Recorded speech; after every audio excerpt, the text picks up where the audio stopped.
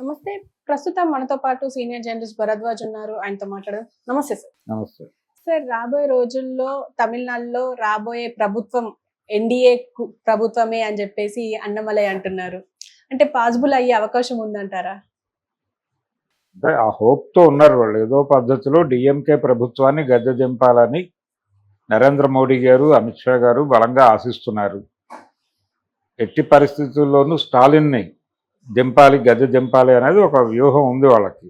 కారణం, తరచూ బీజేపీ తాలూకా రూల్కి వాళ్ళు అడ్డం పడుతున్నారు సౌత్ నుంచి. అంటే మొన్న ముఖ్యంగా ఈ నియోజకవర్గాల పునర్విభజనకు సంబంధించినటువంటి నిర్ణయాల పట్ల చాలా సీరియస్గా దాన్ని వ్యతిరేకిస్తూ ఈ డీలిమిటేషన్కి సంబంధించిన ప్రక్రియ ఆపేయాలని చెప్పి వాళ్ళు దక్షిణాదికి అన్యాయం జరుగుతుంది అనే ఉద్దేశంతో దక్షిణ రాష్ట్రాల రాజకీయ నాయకుల సమావేశం ఒకటి నిర్వహించారు డీలిమిటేషన్కి వ్యతిరేకంగా. దాని మీద కేంద్రం కొంచెం సీరియస్గానే ఉంది. అంటే దాని మీదుగా ఎక్స్టెన్షన్ వాదనలు ఎక్కడి దాకా వెళ్ళినాయంటే, అమిత్ షా గారు ఒక మాట అన్నాడు. అంటే వాళ్ళు ఆందోళన పడుతున్నారు, సౌత్లో సీట్లు తగ్గుతాయని. సీట్లు తగ్గవు అన్నాడు ఆయన. సీట్లు తగ్గవు అన్నాడు కానీ పెరుగుతాయనే మాట చెప్పాల. కానీ ఉత్తరప్రదేశ్లోను ఇతర ప్రాంతాల్లోనూ సీట్లు పెరుగుతాయని కాన్ఫిడెంట్గా చెప్తున్నారు. ఇలా చెబుతూ సౌత్లో పెరగవు అంటే తగ్గవు అని చెప్తున్నారు కానీ పెరుగుతాయనే మాట రాట్ల. ఇది గాయపరుస్తోంది దక్షిణాది నాయకుల్ని. అంటే మన ప్రమేయం లేకుండానే రాజకీయ నిర్ణయాలన్నీ తీసేసుకుంటారు. 800 పైన సీట్లు వచ్చేస్తాయి. వచ్చేసిన తర్వాత పార్లమెంటు నిండుతుంది. నిండిన దానిలో మేజర్ అంతా అక్కడే ఉంటుంది. అంటే కోర్ అంటారు, కోరం అంటారు. లేదంటే ఈ కోరం నెంబర్ అంతా అక్కడే ఉంటుంది సౌత్లోనే. కాబట్టి దక్షిణాది రాష్ట్రాల ప్రాధాన్యత తగ్గిపోతుంది చట్టసభల్లో. వీళ్ళకి తగిన ప్రాతినిధ్యము ఉండదు. అలాగే వీళ్ళ సమస్యల గురించి మాట్లాడినా పట్టించుకునే నాథుడు ఉండడు అక్కడ. అందుకని దామాషా ప్రకారం ఇక్కడ కూడా పెరగాలి. ఇక్కడ పెరిగి అది సమతుల్యం లేకుండా వన్ సైడెడ్గా అయిపోతుంది అనే ఆందోళనతో ఈ డీలిమిటేషన్ ప్రక్రియ ఆపేయాలనేది ఆయన మీటింగ్ పెట్టాడు స్టాలిన్. ఆ మీటింగ్ పెట్టిన దగ్గర నుంచి కొంచెం చిరాగ్గా చూస్తున్నారు వాళ్ళు. అంతకు ముందు నుంచే కొరకరాని కొయ్యగా ఉన్నాడు అక్కడ. పర్టికులర్గా వీళ్ళ వ్యూహాలకు వ్యతిరేకంగా నడుస్తున్నాడు స్టాలిన్.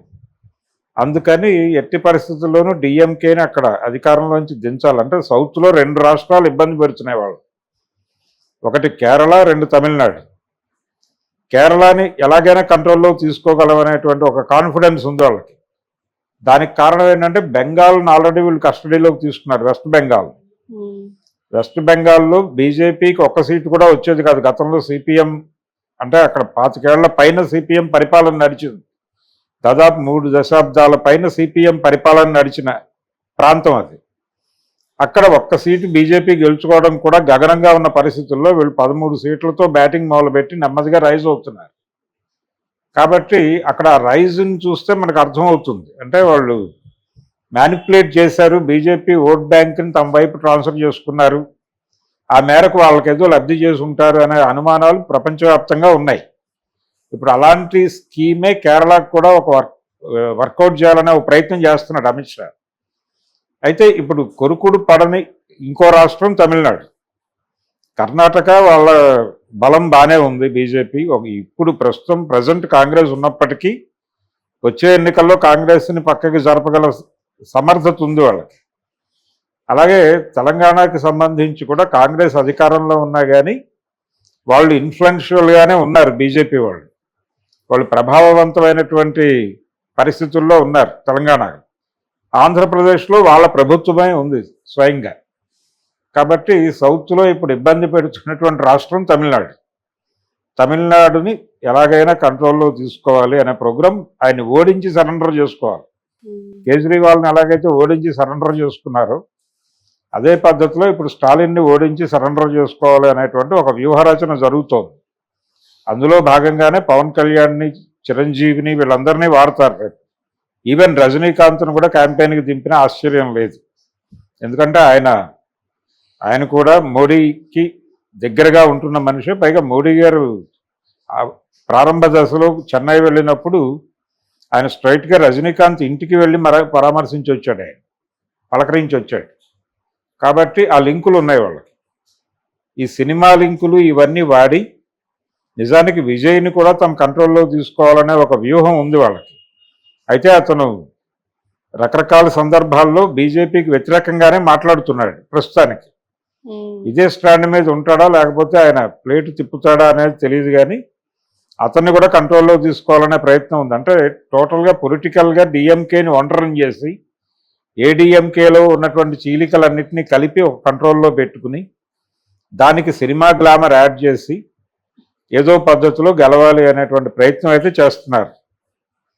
అందుకని ఆయన ఆ మాట అన్నాడు కాన్ఫిడెంట్గా, మా డిజైన్ వర్కౌట్ అవుతుంది, ఇది డెఫినెట్గా మేము తమిళనాడులో జెండా ఎగరైపోతున్నాం అని చెప్తున్నాడు.